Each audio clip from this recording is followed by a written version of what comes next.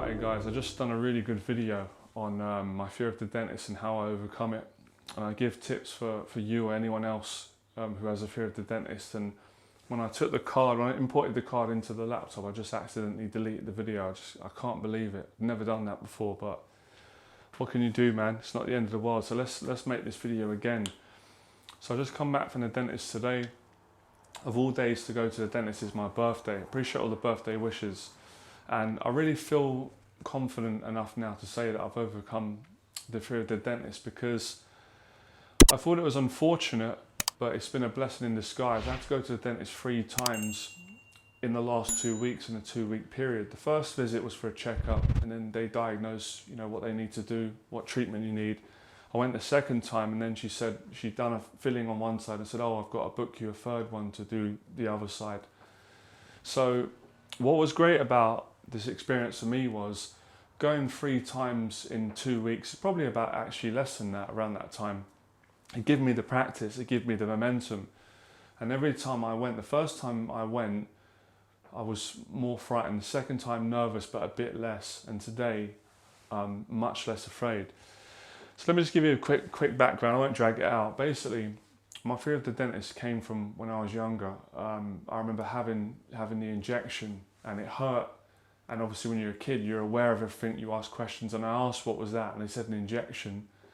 And that developed a phobia and a fear of needles, which I've had for a long time anyway, but especially needles at the dentist because of the unpleasant experience as a kid.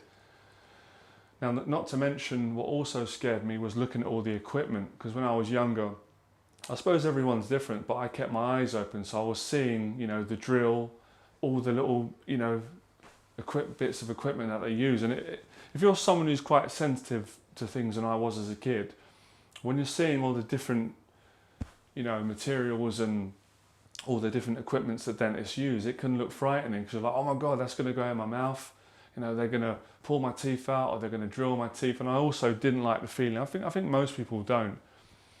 Let me know, it'd be, if anybody likes actually going to the dentist and enjoys the drill, but I didn't really like the drilling.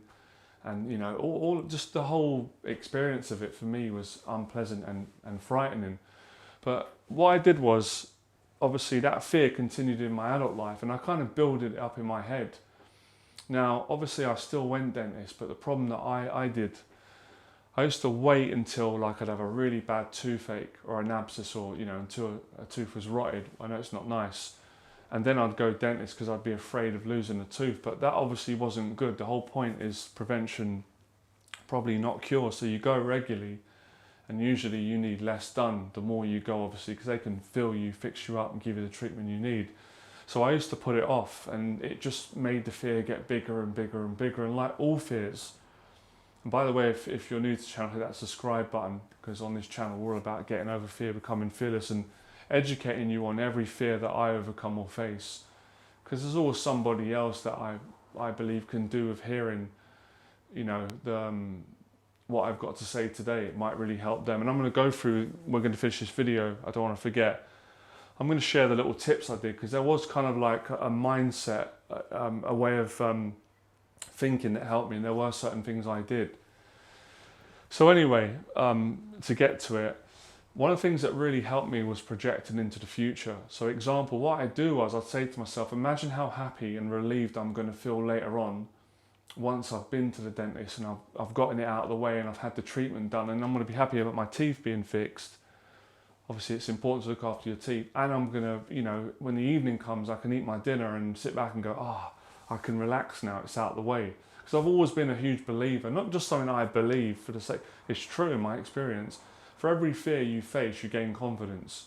And obviously when you face something frightening, you're always happy when it's over, because the stress, the panic, the anxiety, the adrenaline, the mental stories that we build up, or we allow our minds to, it's over. And you go through that little battle, and then you can always take something from it. You can always take the wisdom and use it accordingly to whatever area of challenges or fears you've got in your life. And that's something I want to talk about today. Yes, we're talking about a fear and a phobia of the dentist, is very specific. But what I've learned through my life experience, and I'm continuing to learn, it doesn't really matter what the fear is. Once you face it, it gets easier and you can overcome it. Obviously, we've all got fears. Some people have got fears in different areas to other people. But another thing I want to point out as well, probably for a lot of men especially, they might be embarrassed to admit they've got a fear of the dentist. But when I went, this was a visit I had a few years ago, and it doesn't happen to me no more, but it did then. I got so overwhelmed that I nearly fainted through, you know, stress and anxiety, and I started sweating, and obviously the dentist was like, "You okay?" And I said, "I've got a really bad fear. I feel a bit embarrassed." And she's like, "No, there's nothing to be embarrassed about." She goes, "I see this all the time. You're not the only one. I see, you know, I've seen guys come in here that are big bodybuilders, muscly, big, you know, manly men, and they're sweating and they're panicking the same way you are. So, you know, you can't look at it like that. And I think if you look at it like that, then it's just silly, it's immature, you know, it's a bit childish to kind of make fun of yourself or make fun of someone who's got a fear of the dentist, because if someone makes fun of you for having a fear, well, then really, they're just kind of, I mean, it doesn't make sense. They're going to have a fear in their life about something, and you can make fun of them about that, right? So that's that out of the way. So to cut this, we'll probably round it off soon. These are the things I did. Like I said, I projected into the future. That helped me. The second one, obviously, was the obvious one. I used the fear factor that if I don't go to the dentist, then I don't want my teeth to fall out or lose teeth or my teeth to decline, you know. So that helped. What I also did as well, what helps me, when I'm in the dentist chair, I close my eyes. I don't know if that's an obvious thing. Maybe some people do, some don't, because I don't really want to see everything that they're picking up and operating, you know, with my teeth and putting in my mouth, because it might trigger anxiety, panic. So when I close my eyes, if I feel myself getting really stressed and nervous, I will even, you know, picture myself being in a tropical island or with a friend or training in the gym, or I'll go over some affirmations from motivational speakers. My favourite probably, well, definitely Les Brown. By the way, you guys, sorry, I'm struggling to speak a little bit today because I haven't eaten. I'm starving, because you can't eat for 3 hours when you come out of dentist, and now I can eat now. So I'm a bit low on energy, but I do feel positive and happy because I like doing these videos, and I always like talking about challenging topics, especially when it's about my own fears and how I've overcome them. I just enjoy the storytelling and the honesty in the conversation. I think for those people that appreciate it, they'll like it. For those who don't, that's fine. They don't need to stay on the video. It's their choice. So another thing I did when I lay down in the chair, and I know they say generally in most things in life, especially in boxing or sports, you know, when you're nervous, don't tense up, because that don't help. And that's really true. But I've got to be honest, it did work for me. I kind of squeezed my hands together. So obviously, trying to show you, when you're laying on a dentist chair, which is kind of like being in a decline position when you're doing decline bench press, you know, you can choose how you put your hands to the side. I found squeezing my hands helped me to get over the phobia and the fear of, you know, the injection hurting or the drill. To actually say something, I've overcome the injection now at the dentist. That's another fear I've got to overcome if I have to have an injection in my arm or whatever. There's another story I'm going to tell you guys about, which is true. When I gave blood a few months ago, I actually passed out. Doctor freaked out. All the nurses come running in to rescue me, make sure I was all right. Crazy situation. Another video, another story.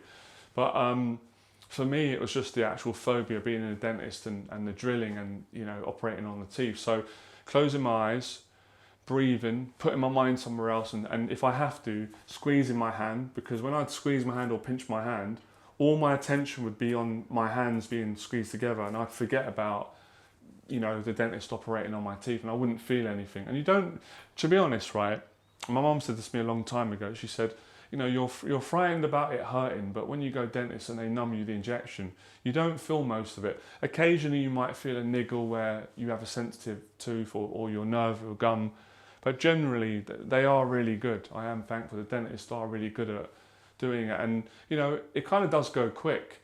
You know, you sit in the chair 10, 15, maybe 20 minutes, and then you're out, then you feel better after. So it's almost like the moral of every story of fear. As human beings, we torture ourselves with worry. We worry about it. We play out the scenarios. We imagine it being a million times worse than it is, and we might spend 10 years of our life. Because it took me years to come to this point where I can officially say today, I've overcome it now. My next visit, I'm going to have a whole different attitude. I'm going to kind of, almost in a weird way, look forward to going. I'm going to look forward to going with confidence and not having that terrifying fear. And, you know, I'm not going to be triggered the same way that I used to get triggered. And, you know, even at this point, like I said, those 3 visits really help. So I hope you can take something from that, maybe from the specific tips I gave today, or just a general explanation and kind of confessionary experience on my side. So yeah, nothing wrong with, like all fears, nothing wrong with being frightened. It's part of being human. Admitting it and then going and dealing with it, facing it, is a champion. It's a champion's attitude, whatever area it is. Let me know in the box below if you've got a fear of the dentist. Let me know if you've overcome the fear. Let me know if this is the first time you've ever seen a video and spoken about it. I'd be happy to have a conversation in the box below. I might even bring this up on one of my future live streams, all right? Just to remind you guys as well, I do starting to do a live stream now every Sunday in the evening where we can just talk about fears, motivate each other, and so forth, all right? So I appreciate you coming to this video. I hope you enjoyed it. I hope you got some, I hope watching this video made you feel less fearful about going to the dentist, because it really is a horrible thing when you're dealing with it, especially when maybe if you live on your own and you've got to kind of book an appointment and go on your own. Even as an adult, it's not about age. It's not about, oh, I'm 30, I'm 40, I'm 50. No, it's when you've got a terrifying fear and phobia or something, it's not nice, it's not pleasant. But like all fears, and my message to the world and everyone and myself, become fearless, take it on, because when you face it, you get your power back and you prove to yourself that you didn't die, it wasn't as bad as you thought, you grew. And in certain areas, you might even grow to love that situation, all right? Become fearless. Let's talk soon.